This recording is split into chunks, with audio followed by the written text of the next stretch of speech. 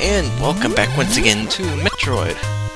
This will hopefully be the last episode, and I say hopefully because if it isn't, that means I died somewhere along the lines here, so I don't plan on dying.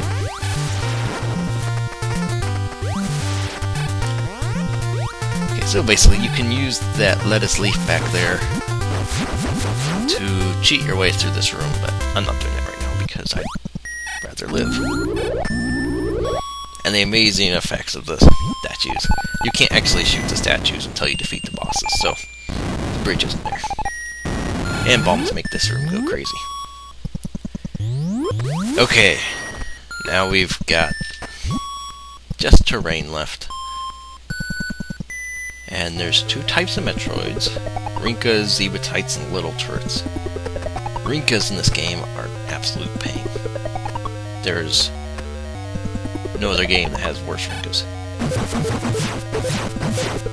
Other M comes close, but I still think this one's are slightly worse. Now the two types of Metroids are fast or slow. So the slow ones, they're pretty easy. They just kind of like me, and you're like, oh, if I latch onto you, I latch onto you, and if I get frozen, oh well. It's kind of how they go about life. Fast Metroids want to suck whatever it is they suck out, or bring juices or whatever. Exactly what do Metroids siphon out? I know they kind of poke at that in Metroid Prime, and if you scan the logs and stuff. And they just... oh, well. Try not to do this, because Metroids are not... they're not very nice to have latched onto. Yeah, what exactly is energy? What exactly is it that they're siphoning out and feeding off of? It's all very weird. Unexplained and unknown. And nope, that's nobody.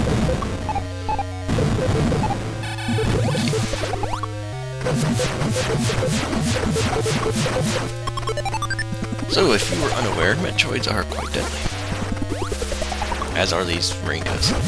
Now, these Rinkas are a pain because oftentimes they'll hit you through door transitions, and in this room, they appear in terrible spots. Like right there, they appear right where you would be walking. So as soon as they get destroyed or go off screen, they appear right there. So just like that. And it's very annoying.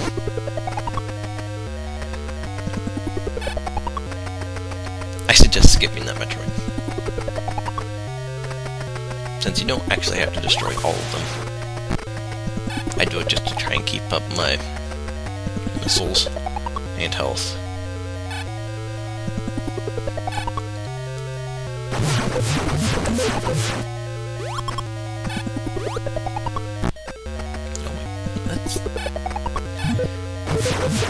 And if you fire your ice beam just as they're about to latch onto you, no, I missed that.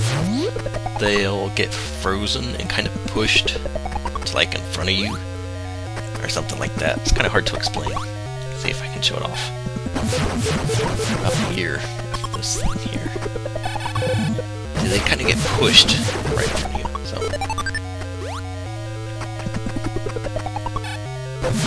see, he was nowhere around there, but kind of jumped there and got frozen.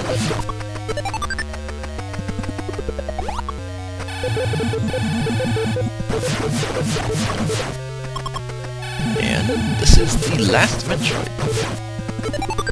And we're actually full on everything. Full energy and missiles. That doesn't happen very often. Okay. For this room, if you remember that rapid fire thing where you hold the fire button and you keep pushing the direction, I just jump against the tube here and keep pushing left into it, so that Samus fires the missiles faster into the Zebatite.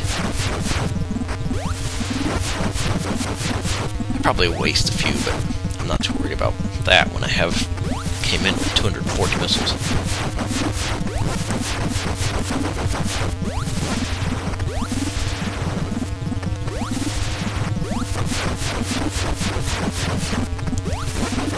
this room is quite deadly. I find it to be much more deadly than the room in Super. And this Mother Brain fight, I actually think is better. Now, Super's Mother Brain fight, the first time you play it, it is way more epic, that's for sure. It's definitely more of a surprise. But I would say this one's actually funner, because there's no scripting in this fight or anything. Because scripted fights normally, they're good for like a few times, but otherwise you kind of just want something that's kind of free. There's no event that will happen at a certain point. Kind of just going and going until you either beat the boss or you die. Get off me. Oh, grief. And if you notice, Mother Brain's brain, I guess, what else would it be? Will start moving faster. Eventually, I believe it'll just start pounding really fast. Then her eye will turn solid gray when there's solid gray or white, when she has one hit left. So there are visual clues.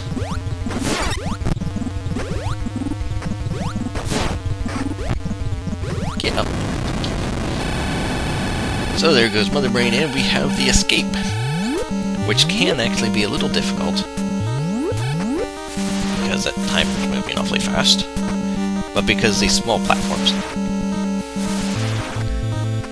you can jump up like that, do a spin jump, oftentimes anyway. But if you overshoot the top platform, don't worry, just keep holding left. You will land on the little side platform, just like that. And you can jump up and continue on your way. Which really makes this very... When you know that, it makes it pretty easy. And this is it. Take an elevator up.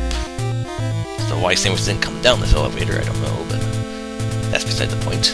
We fulfilled our mission, revive peace in space, and it may be invaded by other Metroid. So, I always thought the plural of Metroid was Metroids. Of course, I always thought Tourian was pronounced Tourian too.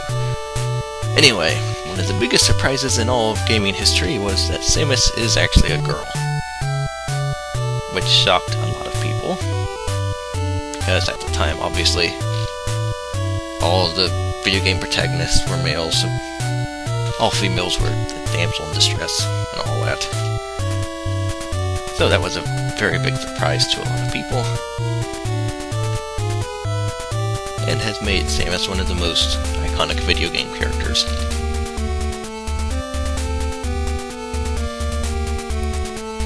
So anyway, at the end of Metroid, you get all this happy music and all this fun stuff.